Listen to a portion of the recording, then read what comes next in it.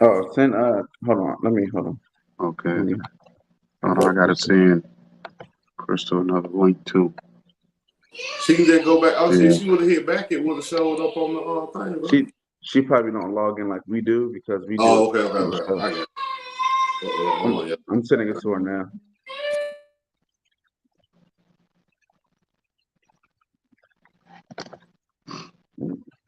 I can't get on there. Oh no, you got to send icons. The messenger not popping up for me for the group. That's weird.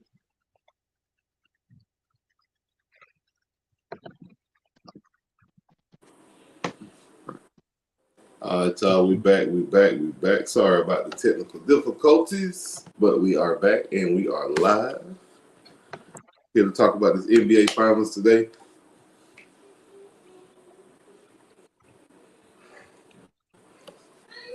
Yeah, you gotta send her the link. I can't do it. I got it. I'm gonna get her in. Y'all good? Go ahead. I get her in.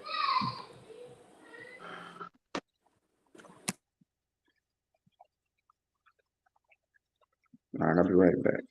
I gotta do something real quick.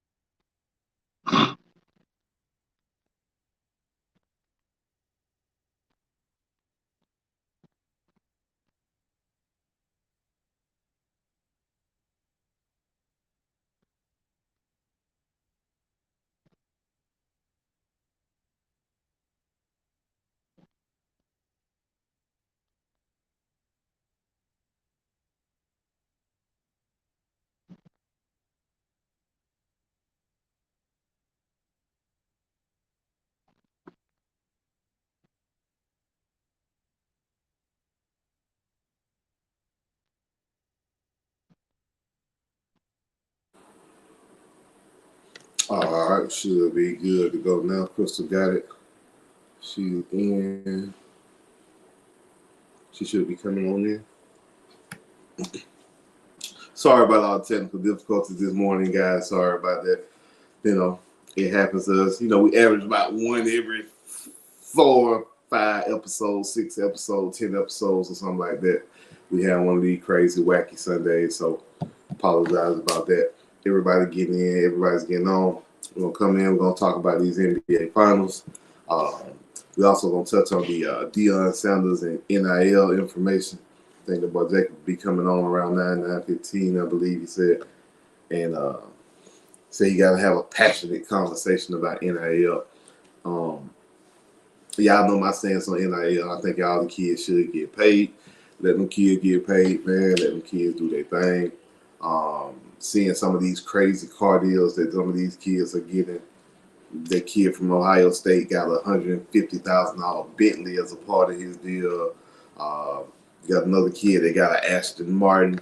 I just don't want it to be a situation where some of these kids get these cars, man, and get in trouble, or it give them an attention or spotlight, and they going somewhere they don't need to be in them cars. So I do think there needs to be some type of policing in NIL, but I don't think it's policing on the side of.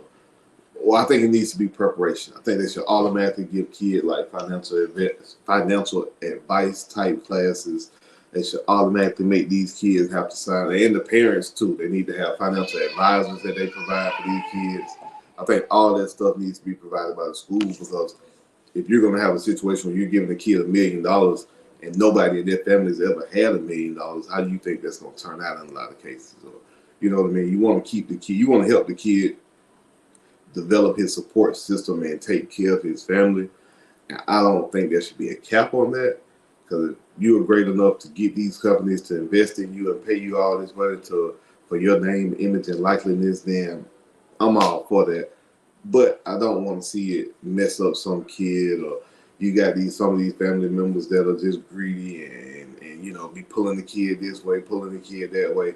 I think you need to educate the entire village before you provide all this money to this village. That's just my opinion. So, you know, the NIL stuff, man. I like these kids getting paid. I think it's going to create a competitive environment. All these coaches getting paid $10, $20 million a year. Why not let the kids? I thought you went to echoing on me on that first one. Yeah, I'm up, but It's an echo. You gotta have to mute one what's more. that? Oh, you know why? Let me do it like this. Let me go back down. I don't want to do that again.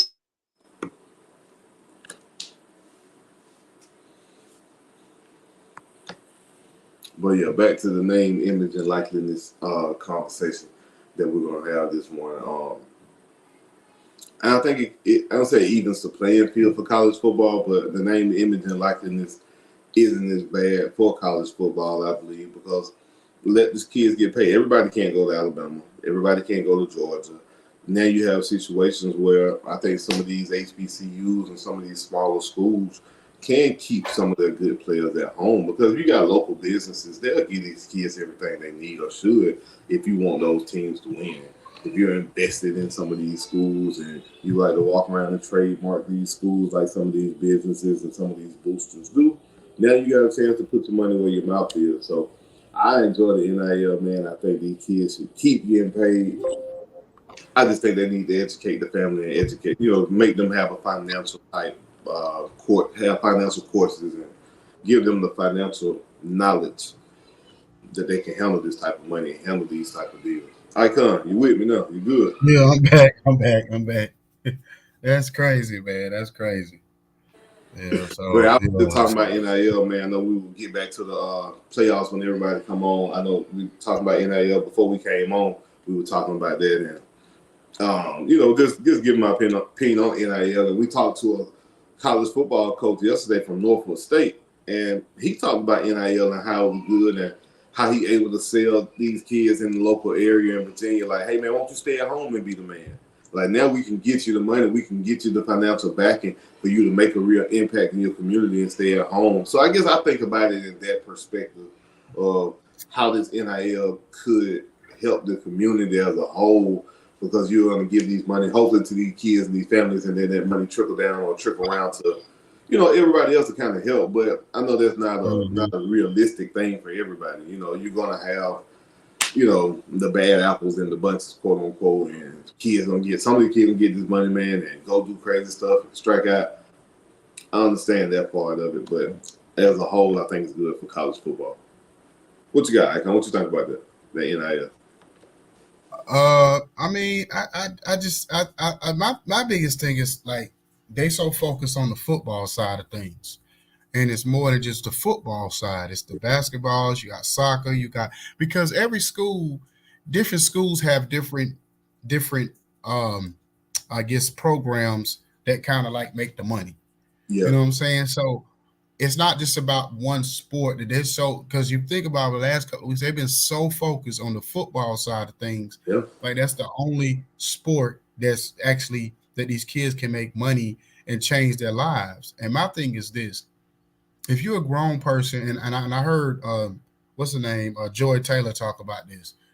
At the end of the day, oh man, we gotta get your nephew on my show. My fault, Icon, but your nephew need to come on the show Saturday morning, man. We got the college football show, toe to toe. I need your nephew on the show. I need to interview him. Oh, you talking about my man? Oh, that's our peoples right there. That's our Roku people right there. Yeah, man, we gotta get his nephew on the show, man. We need that, Icon. You're gonna have to plug me in there. Yeah, so definitely. That's family right there. I was actually about to put the banner back up too. You know what I'm saying? Yeah, my brother, we was having some technical difficulties this morning, so we damn sure apologize for that. I said it's kind of weird because normally we kind of really smooth with it. Yeah. I don't know what's going on.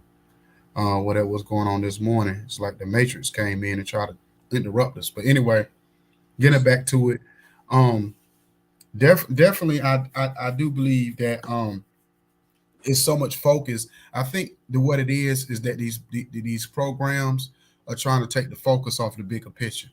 So they're trying to focus more like on the football side, and these guys getting too much money and we need to regulate it more. oh, this, that, and the third. And I think it's bigger than that. You know what I'm saying? Because these are generational lives being changed for the better. Yeah. And not and the only thing pushback I have on it really is when I talked about, I forgot we had that one guy on here a few weeks ago, and I was talking about how you may have to have some financial literacy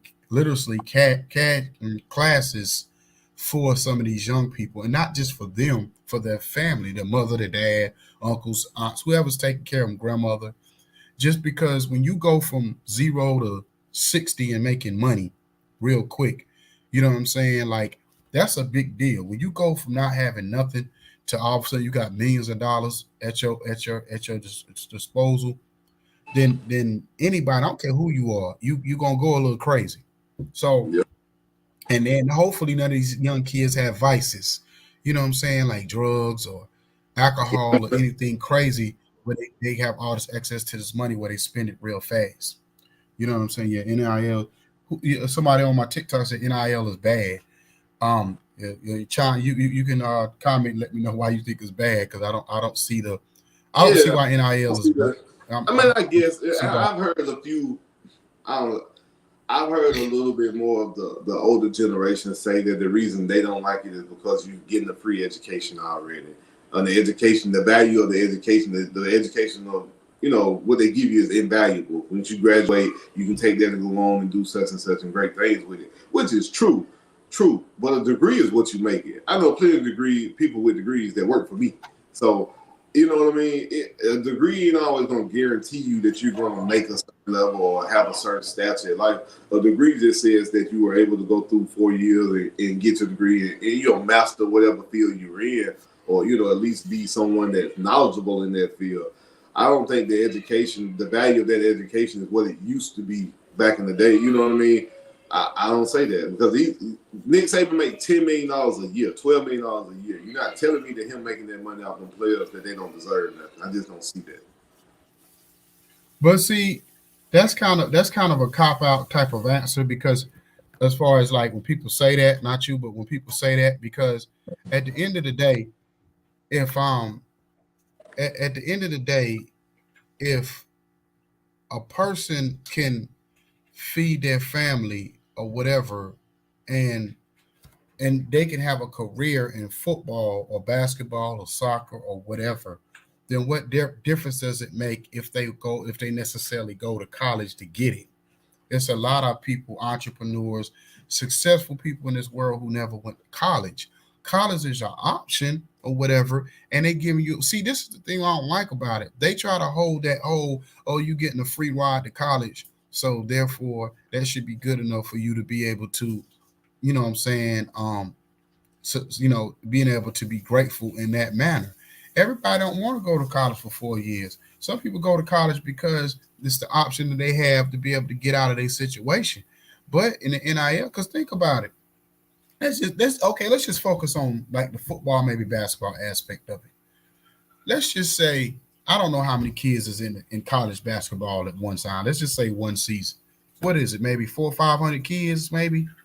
I don't know, maybe more, maybe 600 Maybe kids. probably a little bit more than maybe a little bit more than that, but not that many. Every team Let's, probably 10 let's deep, just say, 10, 11 deep, maybe. yeah. So let's say 1,000 kids in college basketball in one season on a team. Mm-hmm. Out of those 1,000 kids, only 60 get drafted. If you say undrafted kids, you might have another 40 of undrafted. So you might have 100 kids out of 1,000 kids get going to the NBA the following year. Maybe only 30 of them are really going to pan out over the next 4 or 5 years. So really, what are we saying? So other words, if you have an opportunity to get to the NBA, NFL, Major League Baseball, whatever it is, and make a career out of it, what difference does it that what how you got there? And if you can get that money early versus later, then what are we talking about here? So is it more important for you to feel like you gotta control a kid's life with the college degree part of it, or is it just as important that the kid found the way to be able to get himself out of the situation? Yeah, I don't think nobody thinks about that aspect of it. Like they're using that as that's the only option I got. Or like you said, I'm using this option to go get away because I don't really care about the education of going to school for 4 years. I need to get out of this environment. I think I'm gonna thrive better in a different environment. And like you said, those kids that go to school for 3 years, go off to the NBA and never come back and get their degree. I don't look at them guys as being bad. I just feel like, to me, if you've been to school 3-4 years, and especially talking football, basketball is a little different. Basketball, you can go one season, you're in the NBA like Zion the next, you know what I mean, next spring. So I don't look at the basketball the same way. In the basketball world, I don't know how they built the NILs. I know football, most of the just about all the NILs are structured over a 3-year span, 3 or 4. Yeah. So you're not gonna get a lump sum of money right there at the beginning. Am I right, KB? Or have we started having that now? Because it's evolving. At one point you wasn't getting something, and now they're giving it to you. At one point you wasn't getting cars and money, now they're giving it to the kids. So I mean, it's changing. There's no rules to it. So I guess it's gonna keep evolving as much as it wants to. So yeah. Maybe there. Well, see, what somebody said on here, businesses and money picks the players. The coach is legal blue chips. He said the businesses and money picks the. I mean, well, I don't really know why they make it a bad thing because the businesses and the money picks the players. Yeah.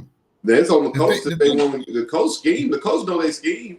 I don't care if this booster keep telling me, man, we gotta have this quarterback. We gotta have this quarterback.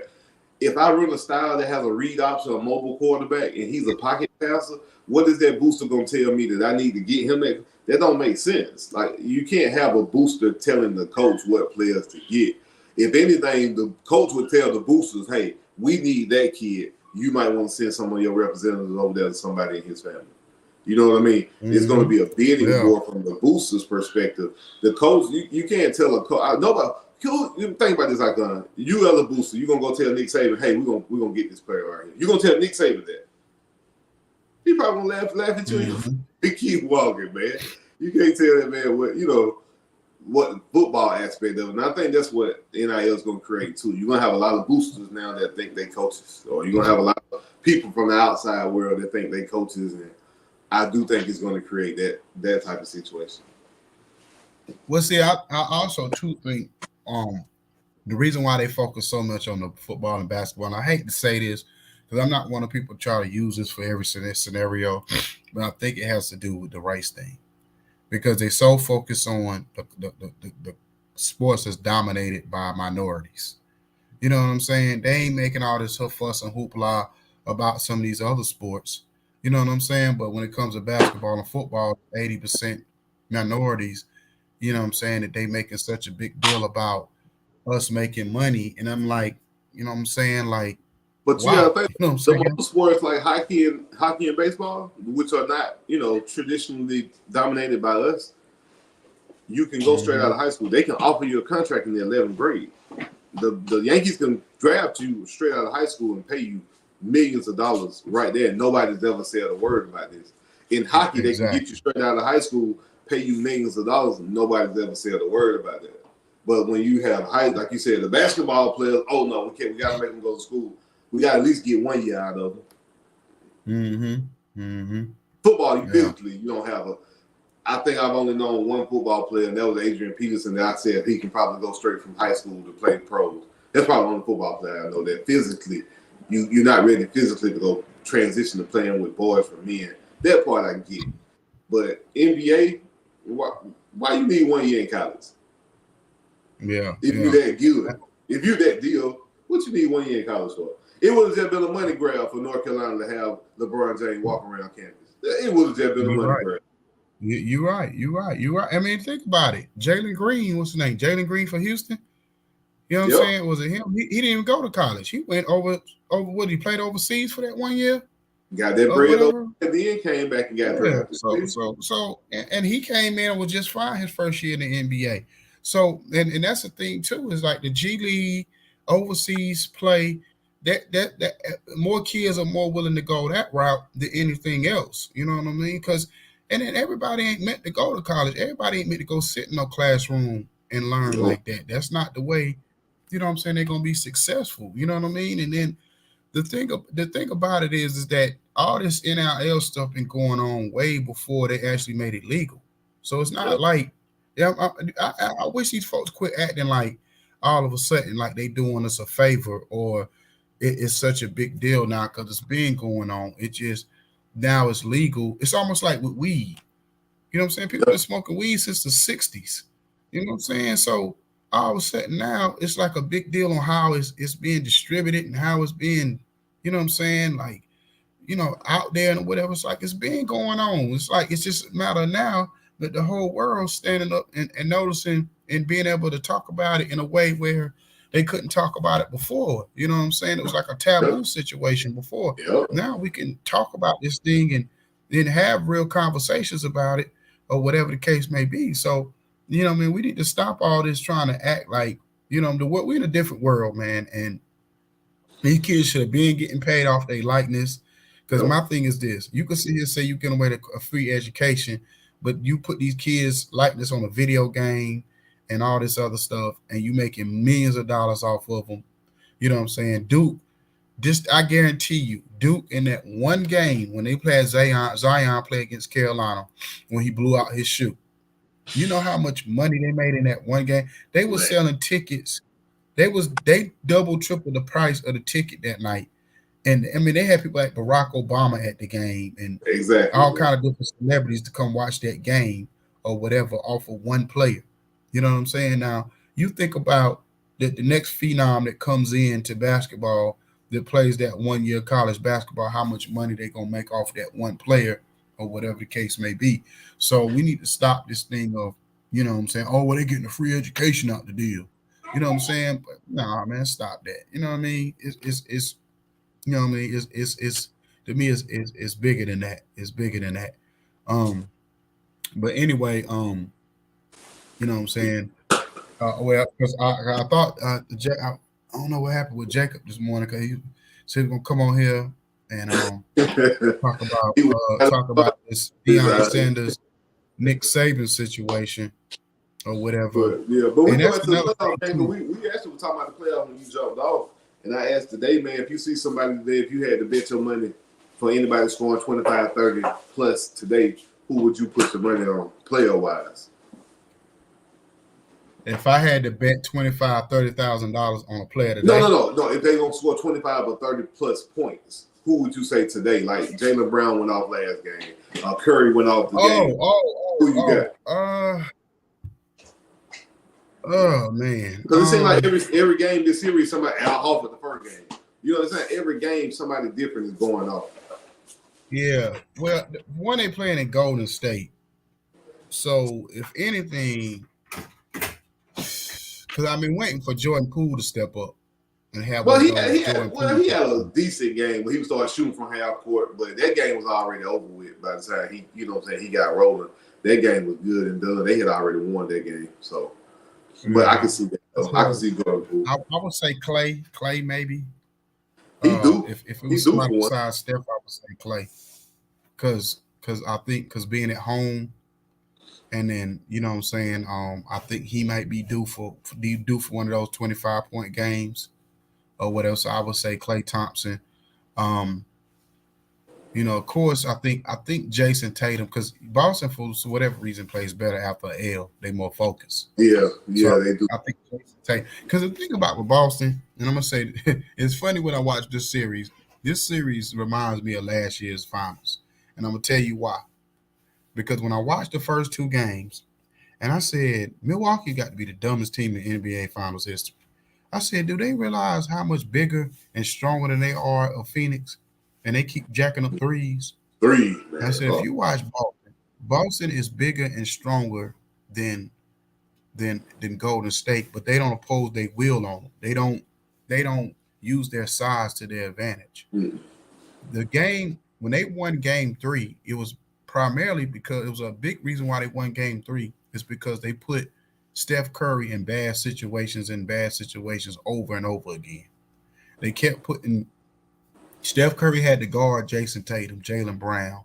He was getting posted up by Marcus Smart. You know what I'm saying? So my thing is, Boston is bigger than Golden State. All you have to do is just keep putting Steph Curry in bad situation. When Jordan Poole is out there, Jordan Poole is not a good defensive player. Attack him when he's out there. You know what I'm saying? You got Kevin Looney when he's out there. Make him have to guard the pick and roll, you know what I'm saying, on a regular basis. You know what I'm saying? Put him in those situations. So the thing is, to me, is sometimes Boston don't play smart basketball. You know what I'm saying? They just want to come down and jack up crazy shots or whatever. So I think that's the main thing. And then Peyton Pritchard and Derek White definitely he has to stay aggressive. And Peyton Pritchard gonna have to give him a little something, I think. And Grant Williams. Grant Williams definitely think we need Grant Williams this next game if they're gonna win. Yeah, I think Devin White has been kind of like that X factor to me, man, because he'll hit timely threes. You know what I mean? Even when they start one down a little bit, get down 8, he'll hit that 3 to bring them back to 5. Or if they get in the lead, he'll get that lead to boost that lead from 5 to 8. So I do like that statement you made about White. White make time to play, and I think Boston is relying on the offensive rebounds too much. I think that's why they're jacking up threes, because they feel like you feel like we bigger than them. We jack up 3, we get offensive rebound, kick it back out. But I think they should be trying, like you said, attack the basket. Robin Williams, man, he got easy layup alley-oops. Every time you drive, they collapse. All you do is throw it to him on the backside. And he dunked it. Exactly. They don't do that. They'll start the game off doing that. Get out of it. The reason why is because they don't have a true point guard. They don't have that point guard who can really, like, you know what I'm saying, like control the pace. Because Marcus Smart he's a defensive guard, but he doesn't really control the pace of the game. He just kind of like he's just like the designated point guard, basically. He's like the guy that just mainly brings the ball up the court most of the time. But he's not really your point true point guard. Did they sign Dennis Schroeder? Is Dennis Schroeder not on that team? They traded him. They traded Dennis Schroeder. Who did they trade him to? Okay, I forgot about that part. Yeah, they traded Dennis Schroeder to somebody. I forgot who it was. But yeah, I guess he just wasn't. But see, Dennis Schroeder not really no true point guard. He like a 2 guard masquerading as a point. Like he played for that's why I understand. My man on here said, I believe the Boston Celtics is going to pull it out. Good morning to you. Good morning to you. This is girl 1078. Yeah. How you doing? He played for Houston. I want to go with Boston so bad. To be honest with you, I want to pick Boston so bad, but I just feel like I can't trust either one of these teams, man. You can't, man. You can't, because you like 41, 42 last game. We've seen Steph ghosted some of these games sometimes, man. Yeah, so, man. It's like you said, it depends on who show up to the gym today. But Boston has not lost 2 games back to back. Well, the game is tomorrow. Oh, game tomorrow. I thought it was today. And that's another thing too. That's why these teams can't really get no consistency, because the NBA Finals, they so much about a money grab. They spread these games out like 3 weeks. The NBA Finals like 2-3 weeks long if it go the whole 7 games. Yeah, I didn't realize that it went today. That's crazy. Yeah, so because they try to push it all the way up until the NBA draft almost, because like NBA draft would be like a few days later. Like I think if Game 7, if they go over to Game 7 next Sunday, the NBA draft I think is that Thursday. Maybe that Tuesday or Thursday, whatever. Thursday. Yeah. Yep. So it's like they drag it out way too long, where you almost get disinterested. You know what I'm saying? And watching the series. Yeah. Whatever. You want a midnight game? Everybody's Sunday. Everybody at home. You think you're going to watch the game. I'm thinking that we're going to watch the game later on, but now I look now. Yeah, see, it is tomorrow. So. Yeah, I agree with you on that part. I did call 7 games. I did call, but remember, I called it. I called 7 games. I know Crystal was saying she only thought it was gonna go 6. But I called it from the beginning. I said it's gonna go 7. You know what I'm saying? I really feel like it's gonna go 7 because the thing about it is Golden State should have lost against Memphis. If Ja Morant wouldn't have got hurt, I think them young boys would have ran Golden State up out of there. I truly believe I think they don't have a little easy route to the playoffs. They've had an easy route to the finals compared to Boston, who's had to go through KD, Milwaukee, and then Miami. So Yeah, and everybody told me, well, Miami didn't have Tyler Hero. Tyler Hero was playing like garbage before that. So that ain't got nothing to do. Tyler Hero was not playing good in the playoffs anyway. So it didn't really make that big of a difference. Like, you know what I'm saying? Like, I don't buy that. Like, and see, this is the thing, man. Every year we go through this whole thing of, this player wouldn't have been hurt, that player wouldn't have been hurt, this would have happened, that would have happened. And at the end of the day, man, Boston got there, Golden State got there.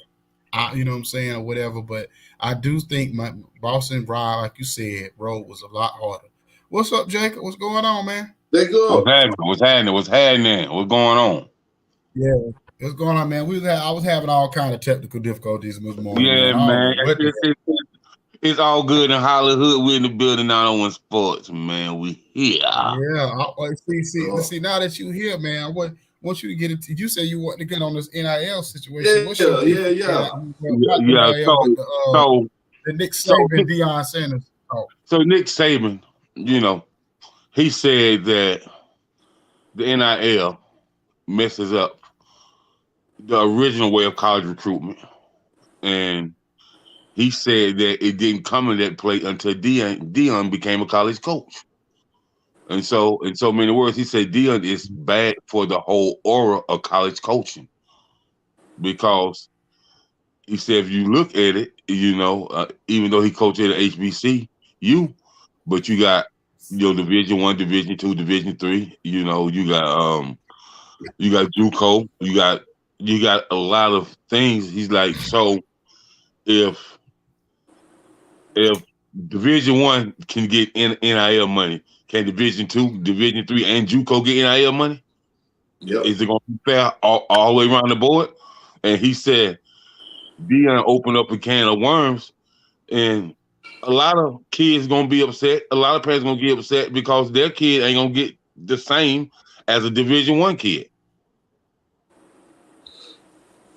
And what he said is, what Deion kind of said, he said, look, man. Then he said, we know Deion made millions of dollars. And so he have all these people in the transfer portals. How do we know as coaches that Deion didn't offer them no money? I mean, you don't know. Well, it's funny. It's funny you say that because Deion made a comment about that, and Deion said basically, he was like, I don't even have $1 million to give out like that. So how y'all figure I'm out here giving away money like that? You know what I'm saying? He was like, HBCUs don't have $1 million. Now, Deion, he might not have it himself. He's going through a divorce right now. She couldn't take it. Oh, he got it, bro. He got it. That's okay. She couldn't take half of it. He got it. I mean, he might have it, but I'm just saying you ain't got it to be giving it away out your own pocket to another kid, a bunch of kids. Because they made it seem like Deion Sanders paid like all 53 kids on his roster to come over there. That's the way they try to make it out.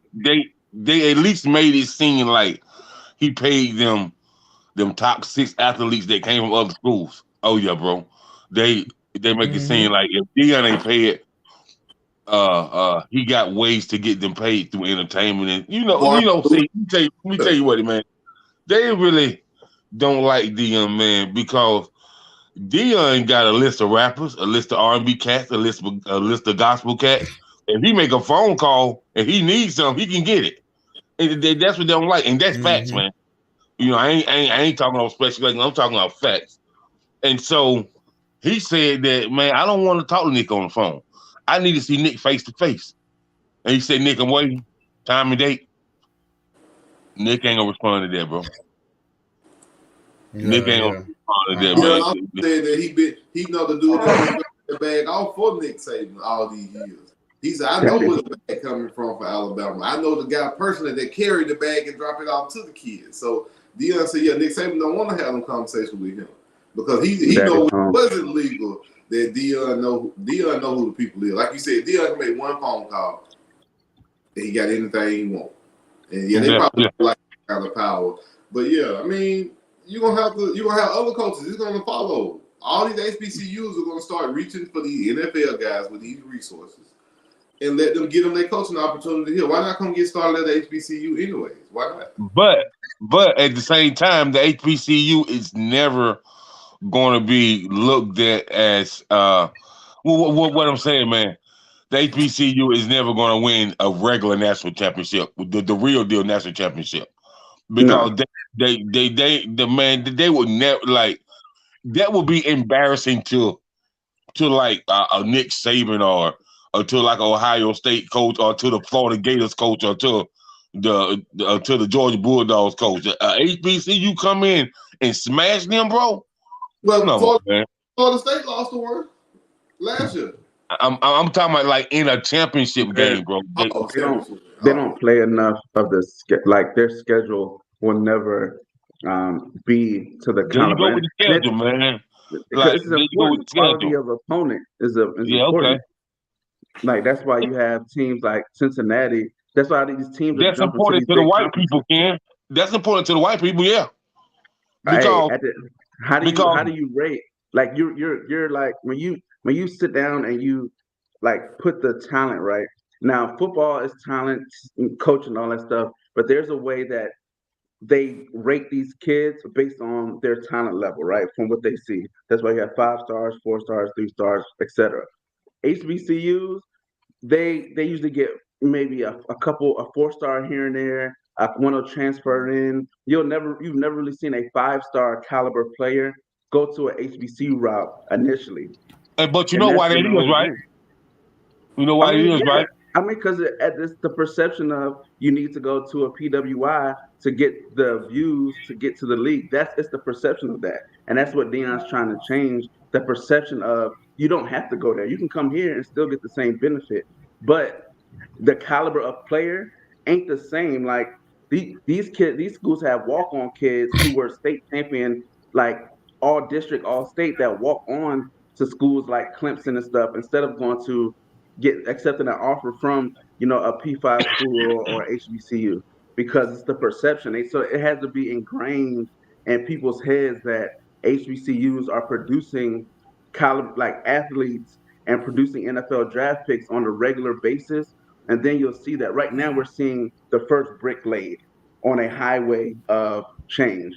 This is the first brick that put down is Deion Sanders and Travis Hunter.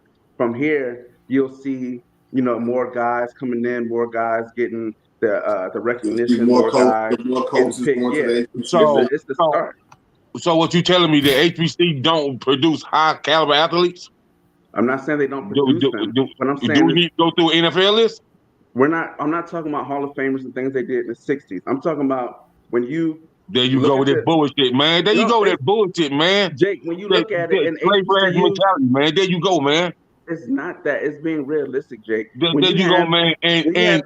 Listen, I'm telling you what it is. Like, it's the parents that don't talk to the kids about the HBCU, so they know damn nothing about it. With football success. That has nothing to do with it. That has nothing to do with football success. We're not talking about the quality of education or the quality of coaching. We're not talking about that. We're talking about strictly is your name called on the first, second, third. Get the hell out of here, man.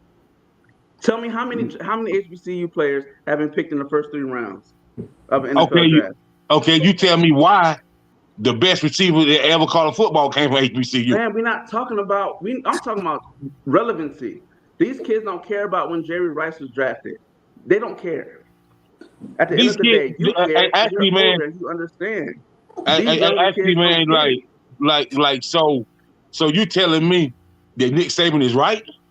No, I'm telling you that Deion is right in the sense of, like, I don't know what the Nick Saban comment is, but the Deion Sanders access process is right because he's showing the world what's a possibility. Like, hey, you can, because he's going back, hey, we have Hall of Famers in the NFL that went to these HBCUs. They did it before. We can do it again. That's selling. That's what Deion is trying to do. Like, hey, we got these Hall of Famers that are in the league, the Gary Paynes, the Jerry Rices, all those guys that went to HBCUs and had successful careers. So the talent is there.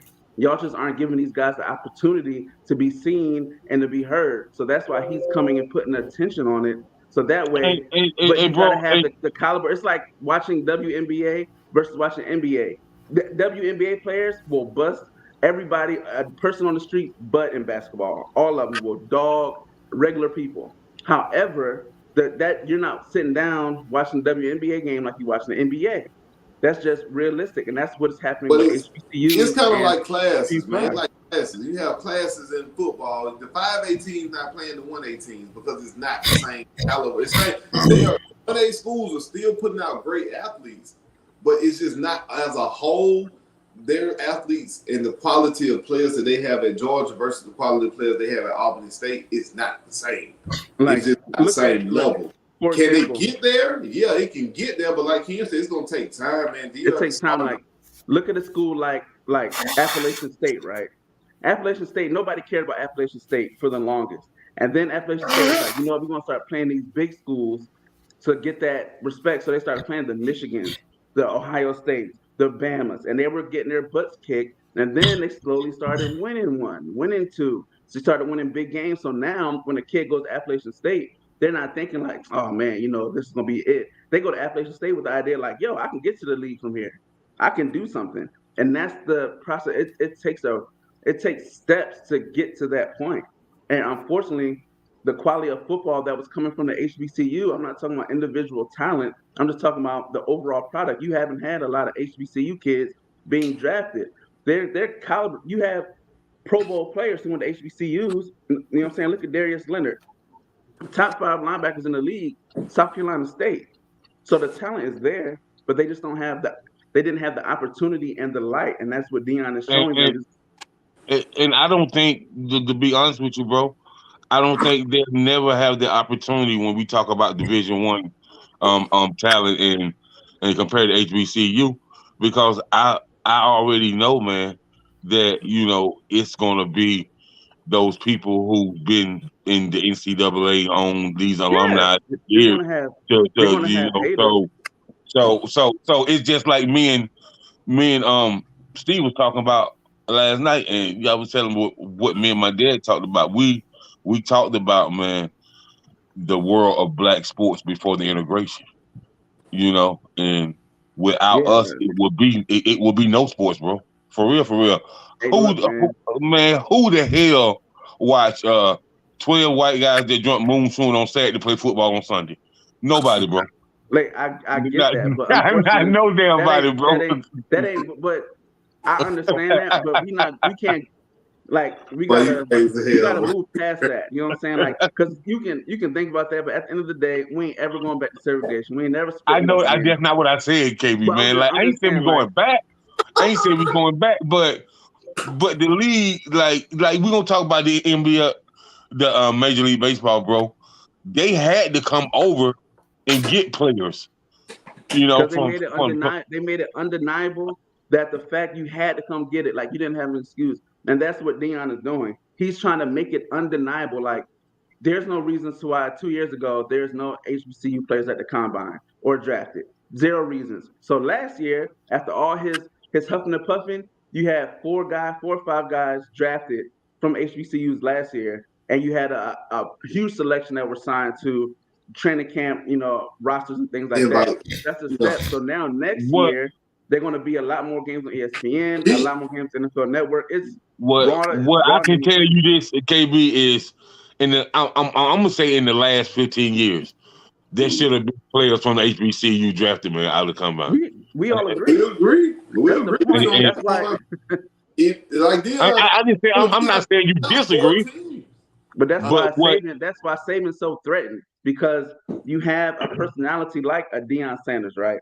So Deion is an outlier. You know what I'm saying? You have a player like Deion, a coach like Deion, he's an outlier. But what he's shown is that he can coach, he can lead a team, he has the wherewithal to use social media, he connects to these players. It don't take but one though, bro. It don't take all it takes is one. And now you're gonna have NFL guys. And then they're going to prominent HBCUs. They're not just going to, some HBCU you ain't never heard of. They're going to Grambling. They're going to Texas. You only have so many of those, so where all the HBCUs, there's enough high caliber guys that are trying. Deuce Staley, they talking about getting him at the HBCU. The running back coach out of Philadelphia, he been there for years. It's guys that have Joey Porter. Joey Porter is another coach. They talking about giving the HBCU. So now you're gonna have to go to these NFL guys, these former NFL guys with these resources, the ability, like you said, Jacob, they can make a phone call and he got $1 million that them got transferred to him in 2 minutes. You're gonna have to have those type of guys with those type of connections and give them positions of power at these HBCUs. And I think you can grow it into something. It may not ever get to an FCS level, above the FCS level, but you at least probably start getting them saying a bowl game. That's the first thing. That's the first thing you want to do is get invited. And it doesn't need to be a Bama. Like, it don't need to be that level. It just has to show consistent, you know what I'm saying, a consistent success. And it has to be more than one. So when you have Alcorn balling out, you have South Carolina State, you got Bowie State, you got FAMU, Howard, Tennessee State, Jackson State. Like, now you naming 9-10 schools with caliber guys, and you're just not getting transfer guys. You're getting 4 stars off the bip, 5 stars. Now you're starting to build your roster, 3, 4, 5, and you have caliber coaches on the staff. So now when you come up and you step up to it and you say, you can't say anything because my coach has been coached by NFL guys. The same guys that these PWIs are calling to come speak to their team, to come give them money, to come coach our guys, they got their own team now. And they don't have that access. Like, Florida State can't call Deion now to say, hey, can you come talk to our guys? Can you come to this booster meeting? They can't because he got his own. So that's a resource from them, and that's why they're scared, because these black players and these retired guys and these athletes, they're waking up and they're like, yo, I'd rather invest in Deion than going to Mike Norvell. But see, the only thing about that is if Deion Sanders and these black coaches decide to go to these bigger programs, then our bet's gonna be off. No, you can't look at it like that. Is Deion willing to stay at Jackson State for the next 25, that's 30 the thing, years? though, We talked about that. Joe We talked about that yesterday with the Norfolk State coach, and he even said that yesterday. He said, we understand Deion is just opening the door. We don't expect for him to stay here. Deion is just opening the door. But why not, though? He has bigger coaching aspirations. Deion wants to be an NFL head coach eventually.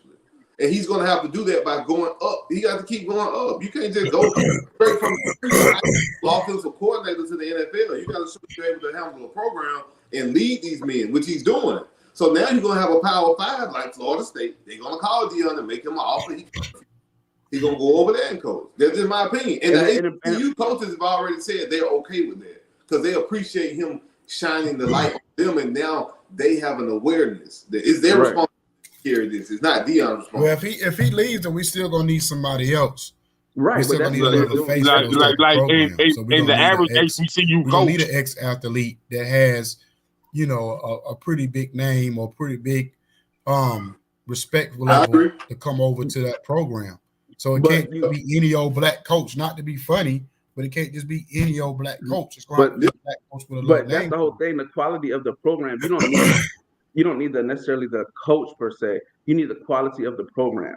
Like, when you look at, if you follow HBCU football, right, you'll know Alcorn State be killing, South Carolina State be killing. The average person can't name their coach, but you can name the players that went there, or you can be like, okay, these guys are good. And that's what we don't need the coach to be the star. You know what I'm saying? We need the program to be the star. Like, the program is what's important to build. So, like you say, Deion, is he going to stay at Jackson State for 20 years? No, he doesn't have to. But is he leaving next year? No, he ain't leaving because his son ain't leaving. He got 2 sons on the team who ain't leaving. That's first. He ain't leaving anything until they potentially leave. And his daughter's there. So, and she's just starting. Like, she about to be a freshman. So you have those investments to why you need to stay. And I don't think he's leaving until Jackson State is at a point to where they can move forward with whoever steps up.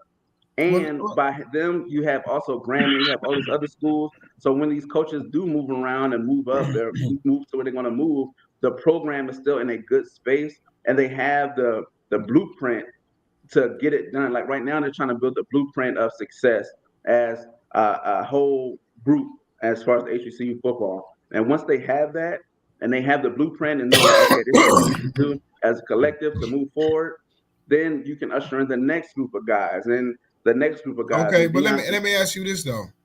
So, getting off of football for a second, and I kept thinking about this. What happened with the situation with the kid in Howard that was the number one overall player in the country that went to Howard in basketball? He kind of like went there and we never heard from him again. So what happened with that situation? Because that almost seemed like a failure. That kid went overseas, man. That's what I'm saying. So that situation ended up being like a failure because it didn't have the impact it was supposed to have. And on him to go to Howard, dominate like a Zion Williamson, to have that kind of impact when he went over there. Because you got to think when he went over there, they was talking about putting all Howard games on national televised games. So you know what I'm saying. So it kind of like, it just kind of went away, and we never heard from him again. And I don't even know where he's at right now. It's one of those things to where and that's the impact of a Deion Sanders, and not just the coach, the name of the coach, but the quality of the coaching. Because when you see Deion Sanders come in, he came in and he's just not a name. He's won state championships, multiple state championships on high school. He's won multiple championships at every level of football. He coaches these kids, the All-Star games. He builds bonds. So he's already been used to building a program. So when you plug him in, he's already there. You got to remember, he's not getting paid like a Deion. He should be getting paid. He getting paid like probably less than a lot of these other head coaches, and that's on purpose because he has the resources to be like, look, I don't need all your money. Let's take this $1 million or this 1.5 that y'all would think about paying me. Let's put it into the program. Let's put it into the facilities and things like that. Every coach don't have that ability. Every coach ain't walking around with a lifetime contract from Under Armour. You know what I'm saying? So that's why I say Deion is an outlier. He's like, that's about as good as it's ever going to be as far as somebody being in the program. But look at who's the coach for Tennessee State basketball? I would have thought Ray Lewis would have got it. Mo Williams, right? State basketball. They just hired Mo Williams. What's his name? Mo Williams. So you you said look Mo at Williams. Yeah, so you look at Mo Williams. players. Mo Williams used to play with LeBron. Jackson State head coach. Right. Oh, he's the Jackson State head coach now? Jackson State head coach. But okay. I think it's also a coach. I think it's Tennessee State. Like somewhere, I know that whatchamacallit, Master P's son was going to go. Yeah, but it's like kids are. I think Tennessee State. When he wanted Tennessee State. Yeah. But it wound up being like something that happened to why he didn't go or something like that. But the program, everybody doesn't have the experience of building up a college program and have the resources. So sometimes you gotta, you gotta build. But that one kid going there, you see the attention that it got. Now, if he goes to a school who has the foundation to take his attention and use it to, build success from that, that's what you need. Like, you need a guy to come back like, not necessarily a Mo Williams, but somebody that, like a big name guy that really cares about it. Like, not just trying to get in there and get attention, but truly believe in what they're doing. Like, Deion believes 120% in his mission that he has at Jackson State. Like, you got to have somebody on a passion project that's going to come. He already proved it, bro. He listen, bro, I looked at their ticket sales from 5 years ago, and then since Deion got there, I've looked at the things that they've been able to do for the facility. I've looked at the number of attending college students, and I've looked at how he was able to get to all the way, even though he lost in the little bowl they played against South Carolina State. You know what I mean? The HBCU bowl. But for him to take that team that wasn't even being thought of when it comes to HBCU talent, and for him to maximize with the talent that was already on the team, so it makes me think that the coaching that they was hired didn't know what they was doing with football, or they couldn't motivate the players to play football. It's a different respect level. Like, as an athlete, right? You just think about it. You go to a coach, you go to a team. You know what I'm saying? Like, we're okay. You know what I'm saying? Like that. Because remember, Jackson State they weren't winning championships. Like, you know what I'm saying? Like, a kid's mindset of going to South Carolina State, their success level is a certain point to where you're like, yo, I know what I got to do. Southern University football, You playing like, yo, I'm trying to get drafted. Like these are programs to where kids get drafted, Grambling State. So the average player going to a Jackson State probably didn't think about that, held to a certain level. But you have a Deion Sanders sitting in front of you, yo, that respect level changed a little bit. Because you ain't gonna tell Deion, man, whatever, coach. Because they're gonna be like, this is Deion. Like his name and his face card hold weight. Like, and if you don't do it, then he kick you off the team. You know what I'm saying? Like a lot of coaches be scared to lose their job because you imagine like we were talking to the coach from Norfolk State yesterday. These coaches, he was like, look, this is a hire and fire. You can get hired for no reason, fired for no reason. If you get rid of your star player that and make you lose, you fired. So you have that, and you got family, you got like, you know what I'm saying, and who knows if you're gonna get another job at that level. So it's a lot that goes into getting rid of that star player who's a problem. Deion ain't worried about it because he like, I can get rid of who I want. You ain't gonna get rid of me. Yeah. So it's like, let me change the pace a little bit. Let me change the gears real quick, man. This is Lamar Jackson situation. So basically, I guess they talking like the starting point got to be the 230 that Deshaun Watson. See the Cleveland Browns, so they organization so jacked up. They done messed up the whole. They done messed up everything. And they done jacked up the whole thing. Now you got a player like Lamar Jackson, who rightfully so, he looking at the where the line is now, and he like basically look, listen, I don't want an MVP in the whole thing. I done been in the playoffs. So my starting scale should be the 230 guaranteed. And so I get that's kind of like the hold up, in this whole thing because players now, what I'm saying, everybody gonna kind of measure their success off of Deshaun Watson because let's just say Joe Burrow. Let's just say when his time come up, the man that made a Super Bowl. Let's just say he get an MVP or something in that time frame or whatever. Now he gonna be wanting to get that guaranteed money. So y'all believe that deserves that? Yeah. He should want more because y'all gave Deshaun Watson all that money, knowing he had 22 women saying that he was something crazy. Oh, there we go again, man. So Lamar Jackson should say, "Yeah, give me 280." I ain't had no woman accused being lifted, and like you said, things are better. So yeah, pay me. Like you look at Patrick Mahomes, right? Now players aren't required to take team-friendly contracts. That's up to the decision of the team. Like, because you look at Patrick Mahomes' contract was 141 million, fully guaranteed, right? Sprint over 12 years, 10, 12 years, something like that. That's crazy. Like he's signed a lifetime contract pretty much. Like Lamar Jackson doesn't have to do that. Like he can demand, and it's more than what it is. So you may look at a contract from 2 years ago and be like, man, that's crazy. And then see Lamar request 230, but you also got to look at the revenue share. You also got to look at the money that they're making and the demand, and you know what I'm saying? Like everything you got to take into account. Like the more money the league make, the more money these players want.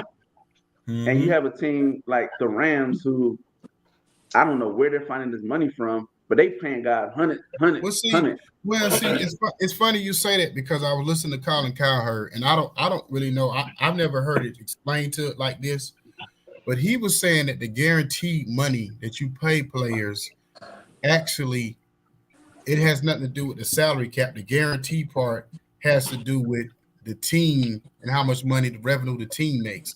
So he was saying that the Rams can pay all this guaranteed money because the owner is the richest owner in the NFL. So I guess like the some of the other money, the overall contract is up under the salary cap, but the guaranteed money, you can access that from your own money or whatever. I don't know.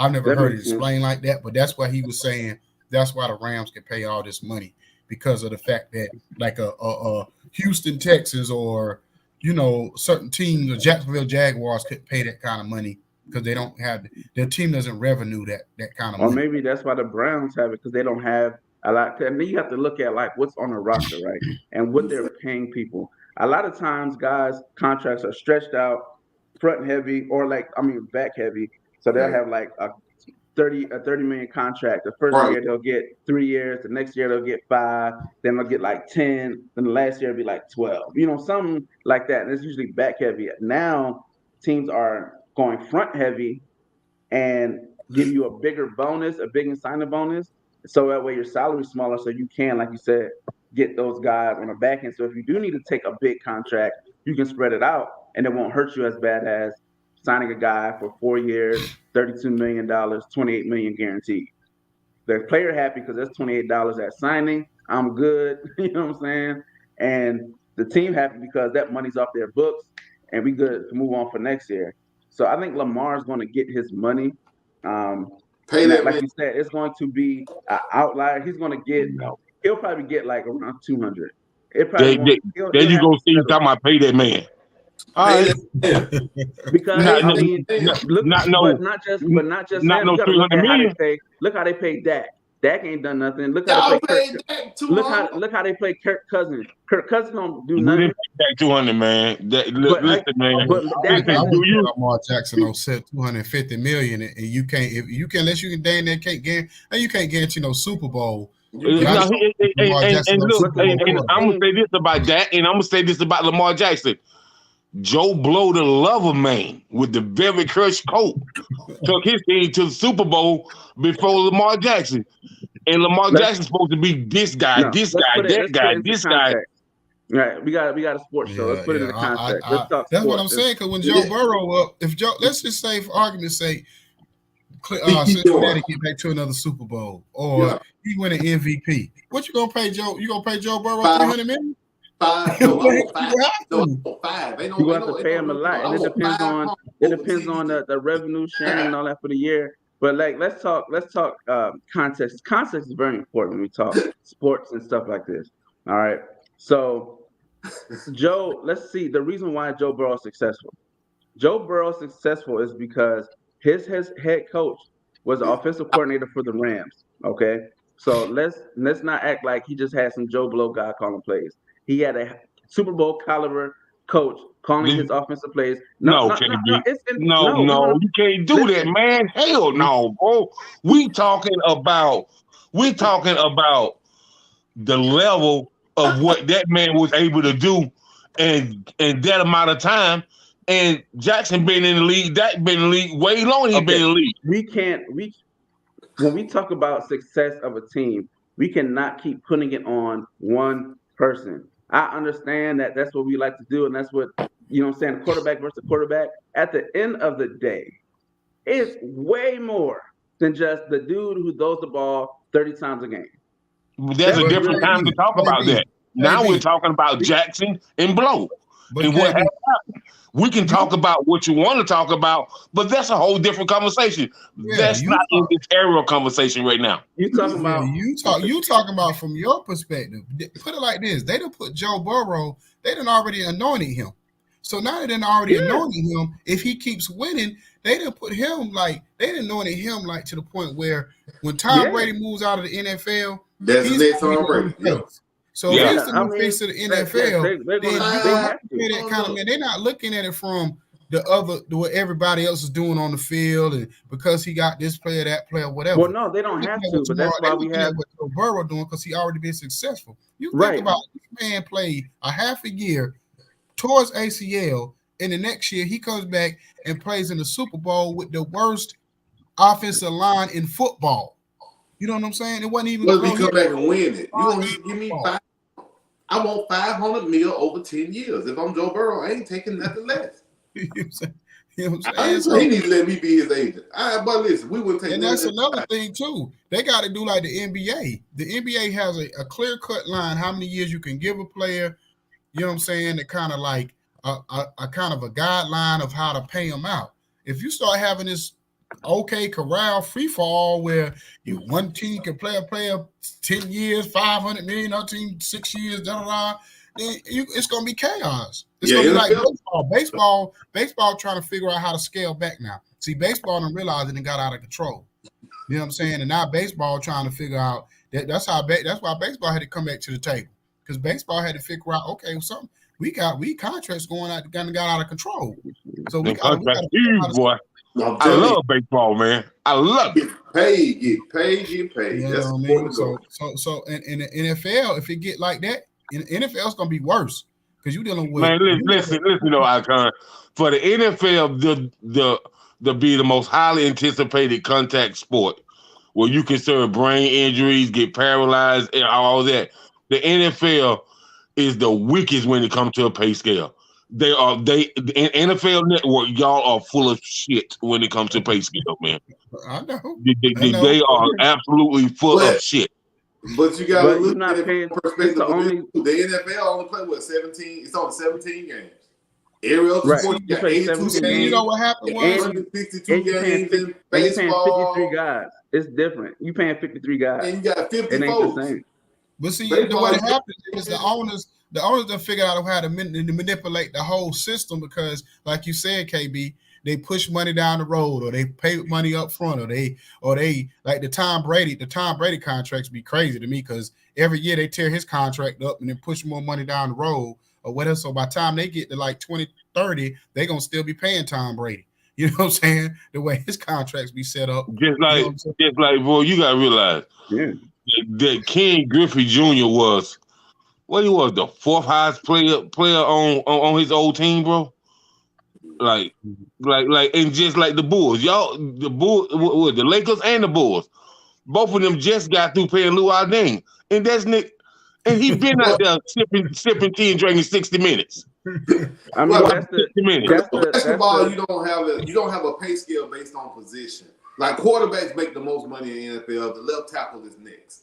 Then most of the time you got the defensive end, the outside linebacker is your third highest paid. It's scaled like that in the NFL on just about every team. You know what? About to be wide receivers. Yeah, wide receiver. I forgot about them. They don't. Wide You receiver know what about to Michael take that Parsons gonna spot. ask for? You know what Michael Parsons gonna ask for if he keep playing for the Cowboys like that? But his Oh, yeah. contract Yeah. gonna be crazy. It's Crazy. gonna be passed with Aaron It's Donald. gonna It's He's gonna gonna be paying with other guy. Oh yeah. but the NFL has the money to do it. Now these guys are Michael demanding. Parsons is gonna ask Jerry, and he gonna tap in Jerry and drink some of that down home Texas moonshine, and then they gonna tap in, and Jerry gonna pull that check back out and give what he want to give. Come on, man. Yeah, because he but then homegrown. He like gonna get it just when because you he talk about Tom homegrown. Brady, Just like because when you talk about Tom because Brady, Jerry right? handpicked Michael Parsons, he gonna give Michael Parsons whatever he want. You know what I'm He- saying? he Now might, if he was but we like know Amari Jerry- Cooper, where he came, Ain't no he Mike, was bro. a stepchild. If, You know how if Jerry Jerry is. draft you, bro, if Jerry draft you, oh yeah, bro. Jerry Yeah. drafted everybody. What are you talking about? And they always make to their second. No, what I'm saying No. is I'm he saying paid for if players he don't get a from player from another team, and he originally get you out of the draft, you homegrown, and Yeah. he take care of the homegrown players a little bit more better. Yeah. Because you see how he did Amari Cooper or whatever. Like basically, that's how he do. If you the stepchild, he'll use you up and throw you away. But if you the fetus child, you And came that's straight from exactly the why womb. they are where they Oh, are. he gonna give you You some can money. say what you want to say, man, but That's I can exactly why they are can where tell they are. you, y'all are not Cowboys fans. I am. I can tell you, a lot of the away games, Amari Cooper don't show up for, bro. And, Oh, yeah. and to me, that's grade A bullshit. It's Show a up for little every more game, than man. Amari at this point. It's You been going right. on 20, You 30 right. years. It's a You little right. longer than Amari. Hey, A little well, more than Amari. Yeah, I mean, K but man, it's- yeah, come on, bro. but The like- Raiders don't got much room to talk. Stop, bro. Stop now. Stop. No, but we don't. That's the point. So, We so don't. let me ask you this then. So was Aaron Donald's situation, was that whole thing just about money? Because that whole thing of, I ain't gonna play no more than 8 years, and then all of a sudden they give him It a wasn't about 3-year money, deal. man. It wasn't about money. Man, I what think really didn't people want to don't play know, my sister is a Rams fan, right? And so Aaron Donald and some of the execs, I forgot, it wasn't a GM, but it was another executive, but they had a conversation about Odell Beckham Jr. And something was said that Aaron Donald didn't like, about Odell Beckham Jr. Because on the Rams, man, the teammates love him, and the teammates want them to re-sign him, but they slowly drag and moving their feet. And it's a lot of problems. Even Matthew Stafford got a problem with it, man. Yeah. You know what I mean? Aaron Donald- Go ahead, Kevin. You talking He did about an Odell Beckham. Yeah. Oh yeah, Okay. OBJ. Yeah. Now the contract thing with AD is, I mean, he even said it on his in the interview. A couple of them. It's not money motivated. He's done everything in the league that he wanted to do. So at this point, he said, if I'm not playing for a championship, then I don't want to do it. He said, however, I do want to be compensated fairly for what I'm, you know what I'm saying, what I bring to the team. And that's all he said. He said, at the end of the day, if he walked away today, he'd be perfectly fine. He just said that 8-year thing, and people kind of just, they brought it back up because it just happened to be the year they won the Super Bowl and da-da-da-da. Like, kind of was like a perfect storm. But he was like, yo, if I walk away today, I'm perfectly fine. If I come back and play, I'm perfectly fine. He's like, he never wanted to play a long time in the league. You know what I'm saying? Yeah, he's smart. He's smart. Yeah, he said he really wanted to play 8 years and that be done. But I think it's just when you come to the table and you got to pay this guy like what he's worth. He's the best NFL player. You'll have the argument a few years from now saying who was better, him or LT. That's going to be the argument moving forward. You know what I'm saying? And you have to pay him as such. And I think what they did, they're like, look, man, what's it going to take for you to come back? Money-wise, a number. You know what, too? I think also, too, is one of those things where it's another reason why he had to be kind of like that way, too, because let's just say he would have took like a pay cut or lesser money, then I think it kind of like it messes it up for everybody else. Because then if you're the number one defensive tackle in the game, then you gotta set the standard of what defensive tackles behind you come. So it's like pushing it forward. It's like you gotta pay it forward. So you gotta make sure that your counterparts, tackles. Yeah, you gotta make sure your counterparts behind you can get that money or whatever, that kind of money that you get. So that's what a lot of people for years were saying Tom Brady was like a unselfish thing, because at the end of the day, you the best quarterback in the league, but you keep taking pay cuts. It's hard for us to negotiate when they looking over like, oh, Tom Brady only took blah, blah, blah. So it's like at the end of the day, we already know like some positions it's harder to get your bread like you want it. So if Aaron Donald would have came in and said, well, I only take 10 million for like per year, then the next defensive tackle wouldn't have had a leg to stand on. You know what I'm saying? Right. Well, I just think that like it's that's one way to look at Icon, but man, like I don't think people should kind of mesh his value with his value, because even though Donald got a skill set, there might be another defensive tackle that might have the same skill set that particular team is looking for, because everybody's not gonna play like. So I just think with the money situation, man, Tom Brady, did he mess up with quarterbacks? No, Tom Brady was doing what's best for what he thought that would help him bring a championship to the New England Patriots, and that's what he did. Taking pay cuts, man. That's the mindset of a champion, though. That's the mindset of the. I mean, I get it because Tim Duncan did the same thing. Tim Duncan took like pay cuts. Look what they did in Miami with LeBron, D Wade, and Bosh. They always like, look, man, we want to take this pay cut so we can all get there and win these rings. That's what we want. I'm just saying, like, but you can cut. You're muted, Steve. But a lot of players, when you have that guy that truly affects the win and loss column, that has a direct impact, what they do is important. So, like with Aaron Donald, could they get another defensive tackle and still have some type of impact? Sure. And that ain't going to be Aaron Donald impact, but they get a guy who can, produce a little bit and save a lot of money. But Aaron Donald's like, look, you paid me out this one last year. I'm going to try to get you another ring. Tom Brady, like, look, I'm going to take this pay cut. Tampa Bay out. I don't care if they win the Super Bowl or not. When they get to the playoffs, when they get to the playoffs, I just want them to be able to knock Tom Brady out. That's all I care. They probably will knock him out at this point because they beat Tom Brady on the Cowboys. I'm good. Don't start the Cowboys. Oh man, you gonna start Jacob. Them boys stacked at every level. But Jacob know how I feel. Man. You watch the fan. Hey, I can't. What say, bro? Like, come on, bro. Come on, man. Come on, man. Get there. I got my family in DC, Maryland, New York, and Philly town this weekend, man. And then you gonna want to act up, bro. I hope hey, man. Listen, man. I'm gonna tell you this: the Cowboys.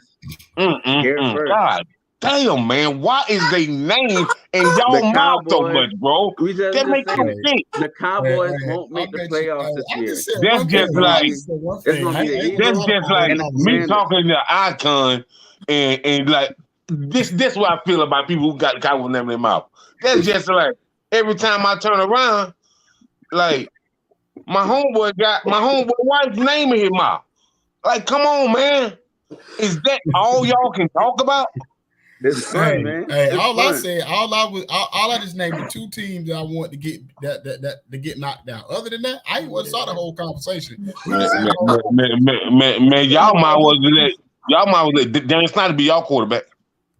Oh, man. well, Hey, when he won the- everything else, he might as well be. He done destroyed everything else on the team. The Commanders getting second. They're gonna get the second place in the division. And I'm gonna say this. I'm gonna say this for what Second place? I'm Nerf gonna ball? No. The second two will be in say this first. for old boy. Oh, you said. saying Eagles first? Eagles first. I'm gonna say what Jack Del Rio said. You such a hater, KB, man. It's nothing realistic about what you say. You a hater, bro. They're very I don't, realistic. hey, listen to what I'm saying though. I'm gonna say this about Jack Del Rio. I can't stand your ass on this podcast, man. You make me sick. I don't think Jack Del Rio should get fired. You don't think Jack's so? trash, man. No. Jack. Yeah, you trash, He man. in Washington. Wait a minute, he in Washington though. I feel he right up there and he talking about the capital. He too close to home for me. He's with this. so like. I think. I mean, he made good a of comment, coach? but I think that when they find him, I think that was good. And I don't think he should have lost his job behind that. Like people always want to fire somebody for everything. Is Yeah. Jack Del Rio that good of a coach? Like they. He get Oh, passed back around like okay, a box. I ain't Oh, I gonna know. really say that he's a coach that sucky, man. I'm gonna say, bro, that he a lot better than a lot of coaches in NFL, bro. Jack Del He Rio get is. passed around like a pack of Newports, dog. Like Jack Del Rio, I don't get it. Like I don't think it's get an it. Like, old Raider hate in this conversation because no, you know, wherever he Del goes, Rio he's not- was the head coach of tell the me Raiders. where he was where he was successful. You talking about just as a head coach or defensive coordinator? Pick one. He said, pick one. God, dog, man. You know what, man? I'm gonna get all this. Hey, listen, man. Listen, KB, I man. can't think of one. I'm going to make something new for breakfast called the KB pancake. Boy, I'm trying to tell you, bro, you serious? Like you are hardcore on these coaches, bro.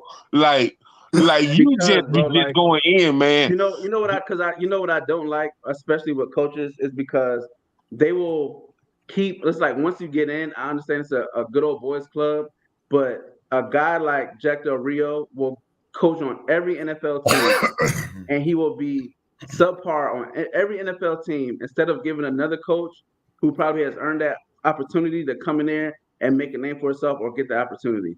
Because it's like once they're in, they're just in, and you get to make enough relationships, and you get enough dirt under your nails. You know what I'm saying? Little stuff in your pocket. Then no, they don't get rid of you. Jack Del Rio has done nothing. I mean, I agree. Nothing. I mean, Anywhere. they do kind of like pass around some of these coaches, like It's what I'm saying, like, like a come on, cipher, like a blunt cipher. It's So just like, man, they do it's kind of just like like you pass telling these me a coaches around. linebacker coach. Like you look at the defense. Okay, the defensive line coach for the Rams, right? He's shown that he's done what can't he do? What can't Henderson do? He's literally produced one of the top defensive lines for the last several years. That's the guy you like. Okay, maybe he should get a shot at a coordinator position. I would take him over Jack Del Rio. Well, Am I I right? mean, well, my thing with the whole Jack Del Rio situation, I mean, the coaching thing is a whole different conversation but my thing is that sometimes with me, I know every time somebody say something, whether it comes off wrong, like people like call somebody like like derogatory term, like a race, like he called somebody a nigga or he called this. Then but what he said was kind of like it was like an opinion thing situation, and it was just kind of how he felt at the moment. And I think people kind of took it maybe the wrong way, but I don't think every situation call for somebody to get fired. Sometimes it's just more like you check somebody, and I think that's what we got in this council culture. Sometimes it's more about educating people than not just firing. Just like with Nick Cannon, they wanted to cancel Nick Cannon And it's more like just sit down with the young brother and talk to him and figure out what's going on, why he think the way he think or feel the way he feel. It's not always about just getting rid of a person just because you don't like what they say. You know what I'm saying? Man, I'll teach you. Hey man, it ain't my job to teach you, dog. You 60 years old, man. You know what it is. You're a grown man. You're a grown man. Yeah, but do you think he should have got fired for that? Like, I don't think he should have got fired. I don't think so. Because he didn't the make way he any... said it was a dust up. Okay, you gonna get fired, man, because he said it was a dust up. Really? Yeah, no, I don't think he should get fired for That's what you gonna fire the man for? But I ain't gonna make no excuses for him either. But we let Daniel Snyder go around here grabbing coochie like right, like it's one of the things where I don't think that deserves. Grabbing coochie. So I mean, he shouldn't have got fired. We about to let Donald Trump back in the White House. That's how this country set up, boy. We done made a big deal about Deshaun Watson, but we about to put Donald Trump right back in the White House. Man. You know what I'm saying? So anyway, y'all, man, that's who run the country. You look, Donald Trump is a perfect example of you watch what's that movie with the rich white family? It's on HBO. The movie with the I don't know, bro. Man, this you said a rich white family. There's a lot of rich white families. I was about to say, kid, you name half the TV.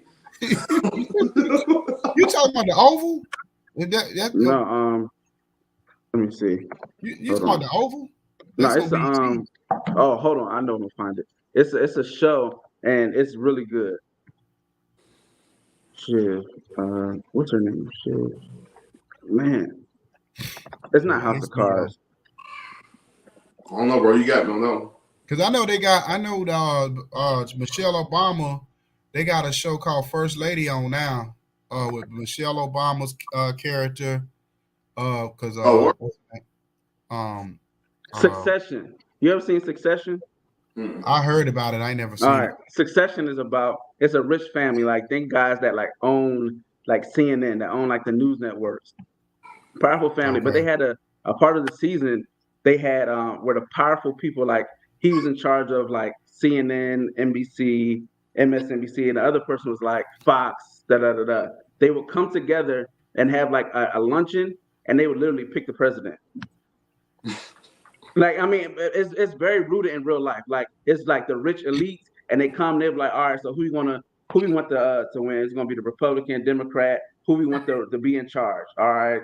We'll pick him. He follow. He'll listen. It'll really be these select elite. Hey man, you never know what the rich own control, bro. You never it's know. The dudes that own the color blue and the color red that make these decisions. Like they let us play along and think we're doing something. Yeah. I hope I'm rich by 2024 because if Donald Trump get back in the White House, I might just go get me a house. I'm gonna go buy me a house in Germany somewhere. I don't know. Toronto, baby. I'll be doing my podcast from over there. Come out here and buy one of the islands I'm on out here, man. Hey, look, man. Yeah, man. Something. I don't know if I can do another 4 years of him again. Set up the slave shackles that he's trying to bring back. This is crazy but it's crazy because I've been seeing the signs of it since he went out the White House. They've been having Trump all over the country, and they still been having Trump for president for 2024. And it's like a part of me was like, man, just let him win and get him out of here. We ain't got to deal with it. He gonna be like Ross Perot, just running for like the next till he dies. He gonna be running for president till he dies. You gotta deal with this again for 4 more years. This is like, if he win, you're done. Get him out of there. It's over. Or just deal with him running every term. I tell you what we do with Donald Trump. Just let him be in control of the gas. He don't got to be president. Just let him control the oil party. I don't make enough money to benefit from Trump. I don't make enough, and because it ain't even a black-white thing. It is a power class thing. That's what I'm saying. It's definitely a power thing with him because Donald Trump don't care about no other billionaire but himself. He don't care about none of them other. But whatever reason, the gas prices was better than one of him. So just let him control the oil part. He will be president. Fossil fuel administration. Yeah, exactly. You know what I'm saying? Go ahead with Ukraine to end that thing. So job just for him. Put him down in the basement. I don't know if you see. Y'all probably ain't seen the movie yet. Hustle with Adam Sandler. No, I didn't see the preview for it. It was good. you see he got his own. They put his office down in the basement. You know what I'm saying? Just put Donald Trump office down in the basement of the White House and just let him run the oil part. You know what I'm saying? That movie was good though. That joint was Yeah, it good. was real good. I watched it a few days ago. And Anthony Ellis he was a He did good, man. Yeah. It was very cliche. It was very cliche. Like, I know what's going to happen. I know how it's going to end. But like, just the story in between. I was like, man, like they had them dudes. Kenny out, Smith man. was They good had, in it too. Kenny Smith came off. Everybody you know what? did You great, know, I man. think Kenny They Smith ain't was make him walk. Did they make him walk with them legs during it? No, not really. Okay. When you think about it. You know what? Right. You know what? I'm telling you what Kenny Smith looked like. He looked like Rich Paul. I think they was trying to portray like a fake Rich Paul in the movie. Oh, okay. You know what I'm saying? Like that's kind of how his demeanor was. If you ever seen Rich Paul in interviews and whatever, that's how Kenny Smith's demeanor was in the movie. Okay. But shout out to the dude, the main guy. He I looked him up. He played for the Nuggets. Oh yeah. Yeah. Because that matter of fact, Kenny Smith's name in the movie was Rich something. It was Rich something. So I was like, yeah, they think they slick. They trying to play. Yeah, off. they did it. But Anthony Edwards did good. That joint was straight.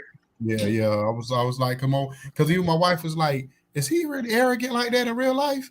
I was like, yeah, kind of, sort of. I was like, You gotta be, ain't it? You know, yeah, 19 and especially with Patrick Beverly being on the team, the whole team was kind of arrogant like that. oh god. I wonder how Patrick Beverly felt not being in the movie. Like that.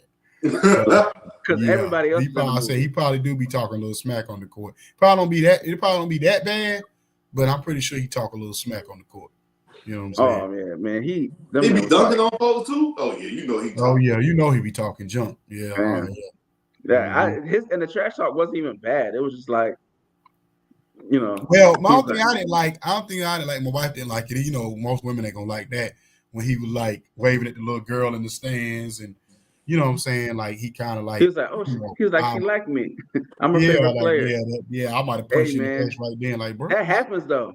Yo, semi-pro, it be dudes that wave and be like, oh, that's your girl. I'm like, let's give her a shot. Like it. Look, man, when you in between them lines, them things like you literally. Do you remember what KG said to Melo? Yeah, tell the wife to smell like Cheerios. He said, "Yo, I heard your wife taste like Cheerios." Yeah. I can see you saying something like, you know, talking about your girl, like, yeah, that's your girl up there. Yeah, I'm gonna get with her later. But I'm talking about with the daughter, the children. Nah, you know, look, when I was in high school, like it used to be like that. I'm like, who you waving to? Let's go meet her after the game, or I'll put you on my highlight tape, like, and because we face to face, like, you know, linemen, we banging all day. And I told the judge, I was like, look, man, I'm gonna put you on my highlight tape. And afterwards, I'm gonna have your mom give me orange slices. Let's go. And we go for it. Stupid as hell. Hey, man. Stupid. I used to talk trash. Look, man. Talk trash, bro. Get ready to check out the room, man. We about to get off here anyway, man. I apologize to everybody who came on earlier, man. I don't know what was going on. My computer just decided to act bipolar or something this morning.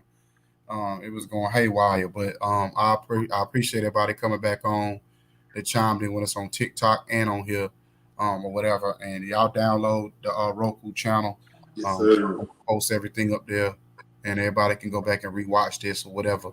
So definitely check us out, and we're gonna keep this thing rolling, or whatever. You know what I'm saying? I got some stuff and some surprises in store. So hopefully by next week y'all see a big difference in what we got going on. But anyway, man, y'all have a good blessed day. Don't have too much fun out there, Steve. Man, I'm gonna head back to the house, man. Gotta go back, you know, the last day of the week. Oh, yeah. Shit, I might. I'll get you what you said. Meet me there. Don't beat me. Well, I might beat you there because I'm about to leave, go to Atlanta myself. But hit me when you get that, though. Let me know. Hit me. You know I'll pull up on you. All right, my man. All right, y'all be safe. All right, be easy. All right.